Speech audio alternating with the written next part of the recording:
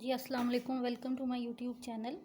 आज का जो हमारा लेक्चर नंबर 9 है वो हमारी इंट्रो का जो हमने एक स्टार्ट की थी इकोनॉमिक्स की, उसका एक लास्ट जो है वो पॉइंट है importance of study of economics. कि इकोनॉमिक्स जो है उसकी हमारी इकोनॉमी के अंदर, हमारी ज़िंदगी के अंदर उसकी क्या इम्पोर्टेंस है।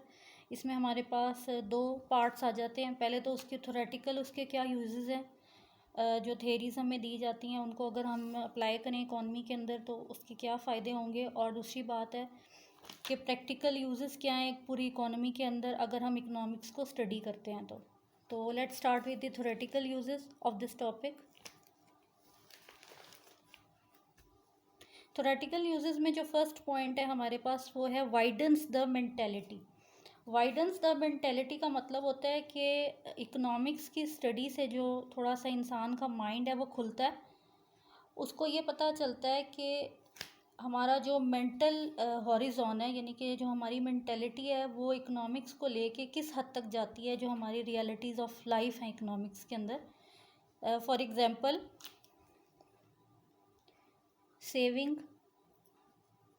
Savings and investment. Widens the mentality का मतलब है कि लोगों के पास जब पैसे आ जाते हैं तो फिर थोड़ा सा उनको अपने माइंड जो है उसको भी वाइडन करना चाहिए, और बहुत से लोग करते भी हैं कि वो देखते हैं कि इतने जो हमारे पास हमारी जितनी भी पे आई है या जो हमारे पास इस टाइम जितने भी मीन्स हैं मनी के, उनको हमने क्या करना है, आइदर उनको सेविंग्स करनी है या वेदर उनको इन्वेस्ट करना है। तो ये हमारे पास इसका थ्योरेटिकल यूज़ नंबर 1 है। नेक्स्ट है how to adjust economic situation. एक इकोनॉमी के अंदर रहते हुए अगर हम लोग इकोनॉमिक्स का जो है वो सब्जेक्ट पढ़ते हैं तो उसके अंदर हमें होगा कि फॉर एग्ज़ाम्पल हमारी इकोनॉमी में अगर इन्फ्लेशन का है, इन्फ्लेशन हो रही है बहुत ज़्यादा, तो फिर हमने देखना है कि कौन से ऐसे स्टेप्स उठाए जाएंगे इकॉनमी के अंदर कि इन्फ्लेशन को रिड्यूस किया जा सके।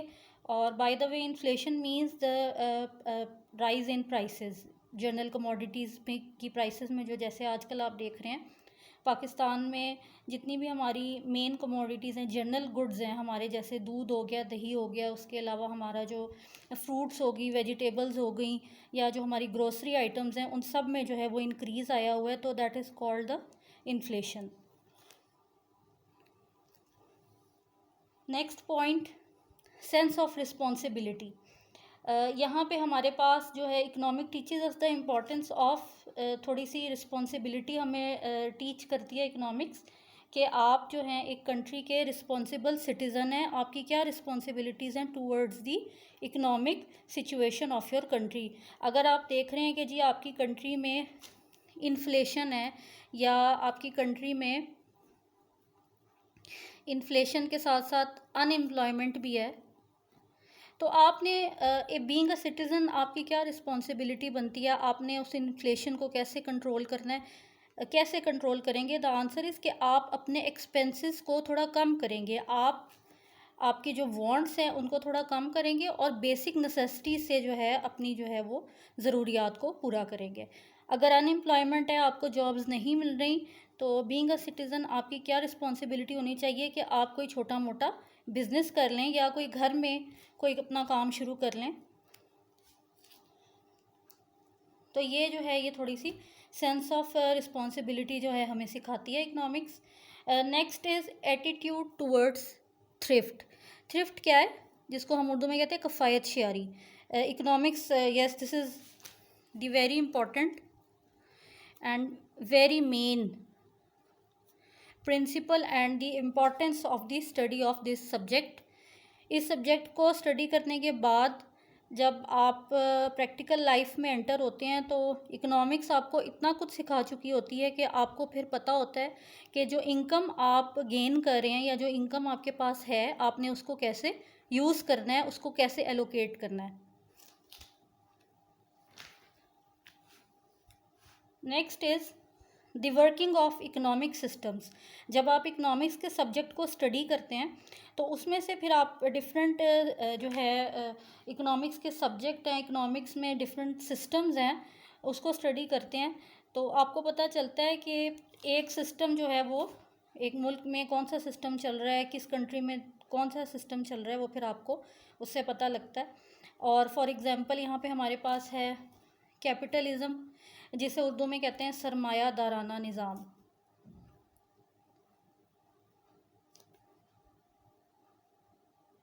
अच्छा, इसके अंदर नेक्स्ट है हमारे पास सोशलिज़म, फिर हमारे पास इस्लामिक सिस्टम आता है। तो सोशलिज़म और कैपिटलिज़म मोस्टली जो है पूरे वर्ल्ड में इसी को फॉलो किया जाता है। तो सरमायादाराना निज़ाम में ये होता है कि एक इंसान अगर कारोबार कर रहा है तो जितना वो कारोबार कर रहा है, उसको जितना प्रॉफिट आ रहा है वो सारा उसी के पास आ रहा है, उसमें गवर्नमेंट का कोई हिस्सा नहीं है। सोशलिज़म में ऐसे होता है कि लोग जो भी जॉब्स कर रहे हैं, जो भी कारोबार कर रहे हैं, उनमें से कुछ परसेंट जो है उसको गवर्नमेंट को पे करना पड़ता है। तो गवर्नमेंट जो है वो फिर डिसाइड करती है कि कितने फ़ीसद जो है वो किस कम्युनिटी पे टैक्सेस लगते हैं। मोस्टली सोशलिज़म में ऐसे होता है कि प्रोग्रेसिव टैक्सेशन होती है। प्रोग्रेसिव टैक्सेशन का मतलब है प्रोग्रेसिव टैक्सेशन का मतलब ये होता है कि अमीर जो है अपनी इनकम के मुताबिक ज़्यादा टैक्स देंगे और जो पुअर लोग हैं वो अपनी इनकम के मुताबिक कम टैक्स देंगे। तो इसको हम प्रोग्रेसिव टैक्सेशन कहते हैं। और ये सोशलिज़म जो एक निज़ाम है, एक सिस्टम है इकॉनमी का, उसकी ये बहुत बड़ी ख़ासियत होती है। कैपिटलिज़म में ऐसा कुछ भी नहीं होता। और फिर इस्लामिक सिस्टम आ जाता है। इसके अंदर इस्लामिक वैल्यूज़ के मुताबिक सिस्टम बनाया जाता है, लेकिन ये मोस्टली कंट्रीज़ में ये नहीं फॉलो किया जाता। मुस्लिम कंट्रीज़ में कैपिटलिज़म या सोशलिज़म में से ही फॉलो किया जाता है। नेक्स्ट हमारे पास पार्ट बी है, जिसमें हमारी प्रैक्टिकल यूजेस आ जाते हैं। हमारे इकोनॉमिक्स को स्टडी करने के प्रैक्टिकल यूजेस कौन कौन से हैं? सबसे पहले तो हमारे पास है जी सोल्यूशन ऑफ इकोनॉमिक प्रॉब्लम्स। अब एक कंट्री के अंदर इन्फ्लेशन है, अनएम्प्लॉयमेंट है, पॉपुलेशन बहुत ज़्यादा हो गई है और बैकवर्डनेस है हमारी एग्रीकल्चर सेक्टर में, हमारे इंडस्ट्रियल सेक्टर में। तो फिर प्रैक्टिकली अगर हम इकोनॉमिक्स के अंदर सही पॉलिसीज़ बनाएं तो हमें पता चलेगा कि हमने इन्फ्लेशन को कैसे रिड्यूस करना है, अनएम्प्लॉयमेंट को कैसे कवर करना है। ये हमारा इसका ये जो है पहला पार्ट है प्रैक्टिकल यूज़ का। सेकंड जो इसका पॉइंट है वो है ऑप्टिमम यूज़ ऑफ रिसोर्सेज। आपको हर कंट्री के पास ना नेचुरल रिसोर्सेज लाजमी होते हैं। अब ये उस गवर्नमेंट पे है कि कैसे उन रिसोर्सेज को वो यूज़ करती है, उनका ऑप्टिमम मीन्स मैक्सिमम कैसे यूज़ करती है उसका। फॉर एग्ज़ाम्पल हमारे कंट्री में जो है बहुत ज़्यादा नेचुरल रिसोर्सेज है, नेचुरल गैस है। तो अब ये गवर्नमेंट का काम है कि वो ऐसी पॉलिसी बनाए कि जब एक मुल्क में 90% 95% गैस अवेलेबल है तो उसने कैसे उसको डिस्ट्रीब्यूट करना है पूरे कंट्री में। Next guidance for finance minister. Finance minister जो है, जिसे हम वज़ीर ख़ज़ाना भी कहते हैं किसी मुल्क का, तो जितनी भी पॉलिसीज़ हैं फाइनेंस से रिलेटेड, हमारे पास जितनी भी ख़ज़ाने में या हमारी जो ट्रेजरी है पाकिस्तान की, उसमें कितना इस टाइम कितने जो है वो सरमाया है और उसको कैसे यूज़ करना है, कौन कौन सी जगह पे उसको एलोकेट करना है, ये सारी जो है ये फाइनेंस मिनिस्टर को इसकी इन्फॉर्मेशन होती है। तो इकोनॉमिक्स अगर उसने स्टडी किया तो उसको ये गाइडेंस मिलेगी कि उसने उन पैसों को या वो जो हमारी एक सर्टन अमाउंट ऑफ मनी जो है जो फिक्स हमारे ट्रेजरी में पड़ा हुआ है, उसको कैसे जो है वो आगे पूरे मुल्क में जो है उसको तकसीम करना है, उसका कैसे बजट बनाना है।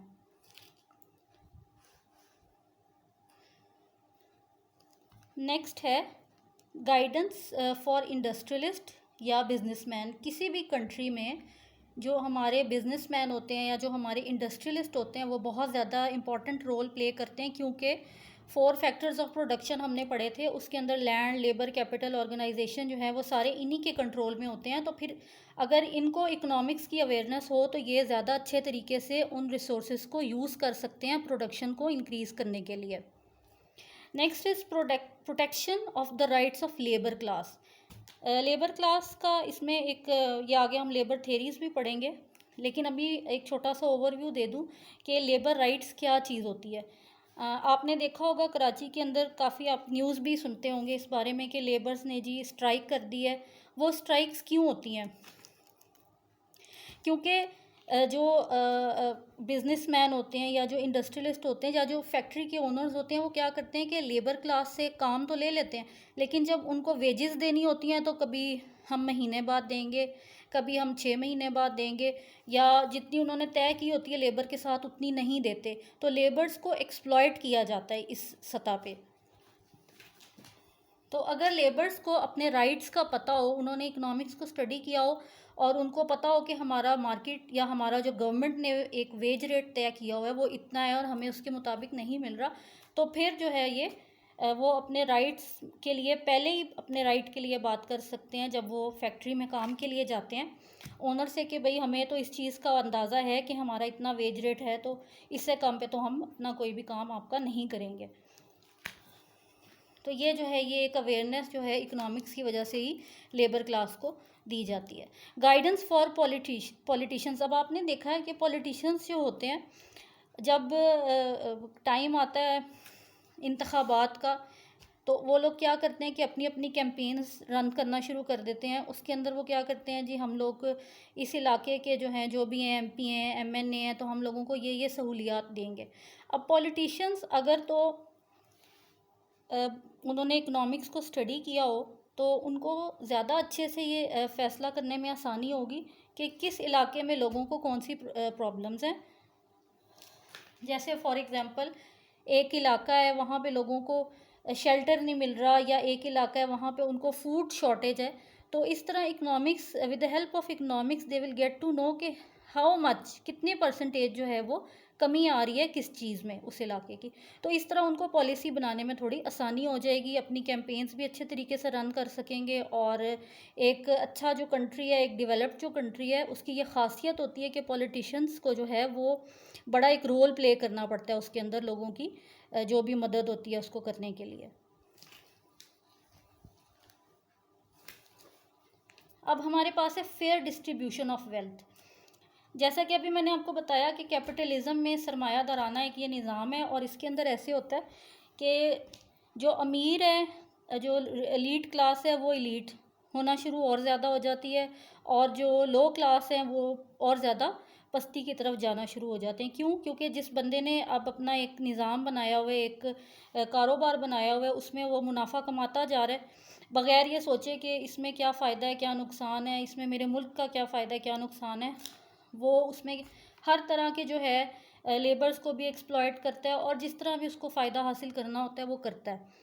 तो इस चीज़ को ओवरकम करने के लिए, फेयर डिस्ट्रीब्यूशन ऑफ वेल्थ को इंश्योर करने के लिए सोशलिज़म जो है उसको इंट्रोड्यूस करवाया गया। जैसे फॉर एग्ज़ाम्पल चाइना जो है उसमें सोशलिज़म है, तो आप अमेरिका में कैपिटलिज़म है, और अमेरिका और चाइना के अगर निज़ाम को कंपेयर किया जाए तो इस टाइम डेवलप्ड कंट्रीज़ में अगर अमेरिका है तो उसमें एक नुकसान ये भी है कि कैपिटलिज़म में ना आप बहुत ज़्यादा जो है वो एक मटीरियलिस्टिक अप्रोच हो जाती है इंसान की। सोशलिज़म में ऐसा नहीं होता। चाइना में आपने देखा होगा कि लोग जो हैं वो एक दूसरे का बहुत ज़्यादा एहसास करते हैं, और पूरी कम्युनिटी जो है वो यूनिफॉर्म तरीके से रहती है, जबकि अमेरिका में ऐसा कुछ नहीं है। यहाँ पे जो एलीट क्लास है वो बहुत ज़्यादा एलीट है, और जो पुअर है वो बहुत ज़्यादा पुअर है, जिसकी वजह से सरमायादाराना निज़ाम जो कैपिटलिज़म होता है, इसका सबसे बड़ा ड्रॉबैक जो है वो ये है कि हर तरह की बुराइयाँ होती हैं यहाँ पे, मॉरल वैल्यूज़ को फोकस नहीं किया जाता। नेक्स्ट है इम्पोर्टेंस फॉर ब्यूरोक्रेट्स। ब्यूरोक्रेट्स जो होते हैं ये लोग जैसे आपने सुना है सीएसएस के पेपर्स जो पास कर लेते हैं वो फिर डिफरेंट ओहदों पे चले जाते हैं, तो दोज आर कॉल्ड ब्यूरोक्रेट्स। और किसी भी मुल्क में मौशी निज़ाम को चलाने के लिए, इकोनॉमी को रन करने के लिए इन लोगों का सबसे ज़्यादा जो होता है हाथ होता है, क्योंकि जो पॉलिसीज़ गवर्नमेंट इम्प्लीमेंट करती है इन्होंने उस पर चेक एंड बैलेंस रखना होता है। तो अगर ये लोग, इन्होंने इकोनॉमिक्स पढ़ी है और इनको पता है कि किस इलाके में प्रॉब्लम आ रही है, तो ये गवर्नमेंट तक वहाँ का डाटा बताएंगे, पहुँचाएंगे, ताकि वहाँ पे जो भी प्रॉब्लम आ रही है उसको ओवरकम किया जाए। फिर है डेवलपमेंट प्लानिंग। मुल्क के जो प्लान्स बनते हैं इकोनॉमी के, किसी भी मुल्क के, वो जैसे मैंने आपको 5 ईयर प्लान्स का बताया था प्रीवियस लेक्चर्स में, तो वो 5 ईयर प्लान्स जो होते हैं उसके अंदर बताया जाता है कि हमारे पास कौन कौन से रिसोर्सेज अवेलेबल हैं किसी कंट्री का। फॉर एग्जांपल मैं पाकिस्तान की अगर बात करूं, कौन कौन से रिसोर्सेज अवेलेबल हैं और उनको अब कैसे एलोकेट हमने करना है कि पूरी कंट्री को उससे फ़ायदा हासिल हो। Next, discourages illegal sources of income. आपको पता है कि जब इकोनॉमी के अंदर टैक्स का सिस्टम जो है वो इंट्रोड्यूस किया जाता है, तो इससे फ़ायदा क्या होता है कि बहुत से ऐसे लोग जो इलीगल तरीके से इनकम को जो है वो हासिल कर रहे हैं, वो बहुत ज़्यादा सामने आना शुरू हो जाते हैं और फिर उनके ख़िलाफ़ गवर्नमेंट एक्शन लेती है। तो इस तरह अगर आपने इकनॉमिक्स को स्टडी किया है तो आपको पता चलेगा कि गवर्नमेंट ने किन एक्शंस को इकोनॉमी के अंदर लीगल कहा है और किन को इलीगल कहा है।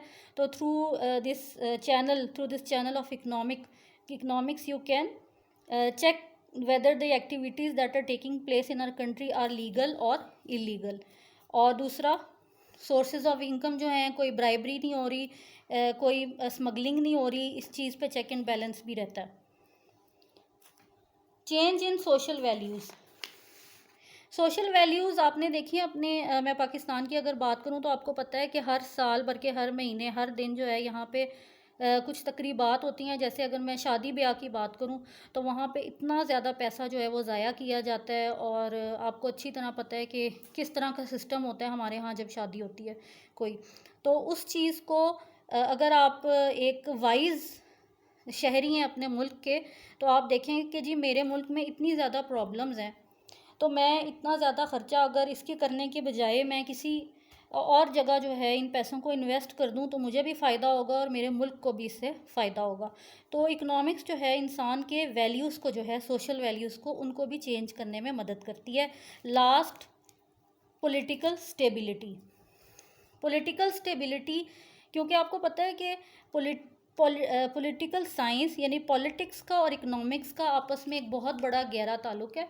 जैसे पॉलिटिकल साइंस इकोनॉमिक्स का जो फर्स्ट नेम था that was political science, political economy.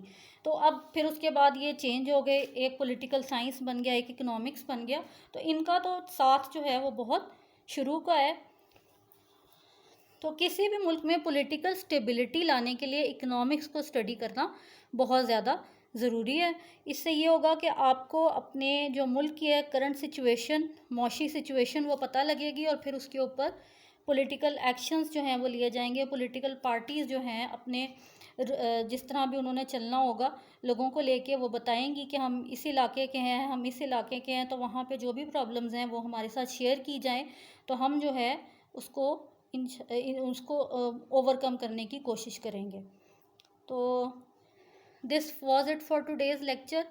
कल जो है हम इंशाल्लाह इकोनॉमिक की जो है वो डिफरेंट टर्म्स को स्टडी करेंगे जो मोस्टली यूज़ होती हैं इकोनॉमिक्स में। सो आई होप आज का लेक्चर आपको अच्छा समझ आ गया होगा। अगर कोई मसला है, इसमें कोई चीज़ समझ नहीं आई, कोई पॉइंट समझ नहीं आया, तो you can comment in the comment section. So thank you for today. अल्लाह हाफिज़।